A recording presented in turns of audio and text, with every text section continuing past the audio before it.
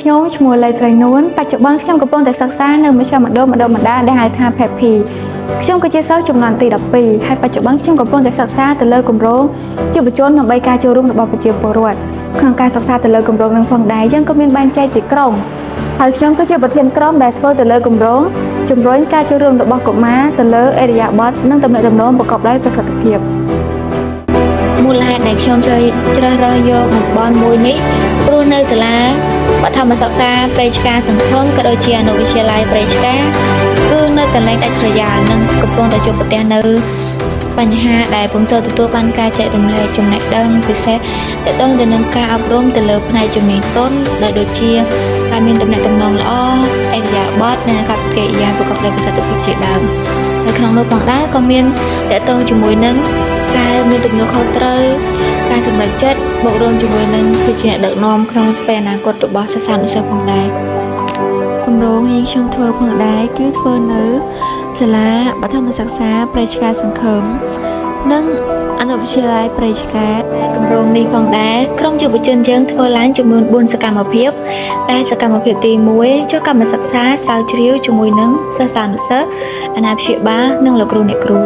សកម្មភាពទី2បើកវគ្គចែករំលែកភាពជាអ្នកដឹកនាំជាមួយនឹងសិស្សានុសិស្សកម្រិតបឋមសិក្សាសកម្មភាពទី3បើកកិច្ចសន្ទនាដែលធ្វើទាក់ទងជាមួយនឹងសុខភាពបូករួមនឹងការអប់រំផងដែរដែលការបើកកិច្ចសន្ទនានេះផងដែរយើងធ្វើឡើងជាមួយនឹងសិស្សានុសិស្សកម្រិតបឋមសិក្សានិងអនុវិទ្យាល័យមានលោកអាណាព្យាបាលលោកគ្រូអ្នកគ្រូនិងអាជ្ញាធរជាប់ពាក់ព័ន្ធសកម្មភាពទី4បើកវគ្គបណ្ដុះបណ្ដាលតាក់ទងជាមួយនឹងទំនាក់ទំនងល្អការសម្រេចចិត្តនិងការមានទំនួលខុសត្រូវជាដើម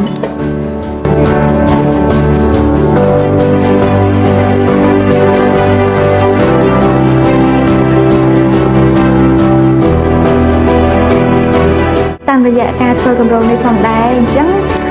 ខ្ញុំសូមឲ្យអ្នកទាំងអស់គ្នាចូលរួមទៅមើលការសម្ភាសរបស់ពួកយើងទៅលើអ្នកចូលរួមទទួលបានបទពិសោធន៍ច្រើនពីពួកបងដូចជាការមានគោលដៅឬក៏ការសម្រេចចិត្តដើម្បីមានគោលបំណងអ្វីច្បាស់លាស់អញ្ចឹងណាបងយើងមុននឹងយើងសម្រេចចិត្តយើងត្រូវគិតឲ្យបានច្បាស់លាស់មុននឹងយើងសម្រេចចិត្តយើងហត់ទៅពេលខ្លះយើងចង់ឈប់រៀនយើងចង់និយាយថាយើងសម្រេចចិត្តឲ្យឈប់រៀនតែយើងអត់ដឹងពីផលវិបាកនៃដល់ពេលដែលយើងឈប់រៀនវានឹងជះផលវិបាកអ្វីមកលើយើងខ្លះតាមរយៈការសម្ភាសរបស់ក្រុមយុវជនយើងទៅកាន់អ្នកចូលរួមដូចជាសិស្សានុសិស្សបានឲ្យយើងឃើញថាសិស្សានុសិស្សគាត់មានភាពសប្បាយរីករាយដែលគាត់មានឱកាសទទួលបាននៅបទពិសោធន៍ថ្មីៗដូចជាចំណេះដឹងថ្មីៗដែលពួកយើងបានចែករំលែកផងដែរដូច្នេះវីដេអូរបស់ក្រុមពួកខ្ញុំមានតែប៉ុណ្ណេះអរគុណអ្នកទាំងអស់គ្នាសម្រាប់ការទស្សនា